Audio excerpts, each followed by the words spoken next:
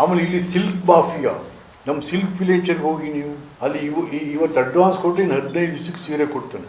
ಅದು ಪ್ರೊಡಕ್ಷನ್ ಕೂಡ ಆಗ್ತಾ ಇಲ್ಲ ನಾನು. ಬಟ್ ಉದ್ದಕ್ಕೂ ಎಲ್ಲಿ ನೋಡಲಿ, ಯಾವ ಹೋಟ್ಲ್ ನೋಡಿ ಮೈಸೂರು ಸಿಲ್ಕ್ ಫೇಕ್. ಈಗ ಹೆಂಗೆ ಹರಾಜು ಆಗ್ತಾ ಇದ್ವಿ ಮೈಸೂರನ್ನ ಅಂದರೆ, ಅಲ್ಲಿ ಸೀರೆ ತೊಗೊಂಡು 500 ರೂಪಾಯಿ ಸೀರೆನ 10,000 ರೂಪಾಯಿಗೆ ಮಾರ್ತಾನೆ.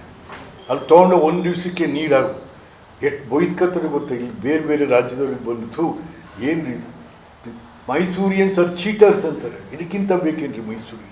ಮೈಸೂರಿಯನ್ಸ್ ಆರ್ ಚೀಟರ್ಸ್ ಅಂತಾರೆ. ಯಾರು ಕಂಟ್ರೋಲ್ ಮಾಡೋದು ಇದೆಲ್ಲನೂ? ನಾನು ಡಿಸ್ಟ್ರಿಕ್ಟ್ ಮಿನಿಸ್ಟರ್ ಇದ್ದಾಗ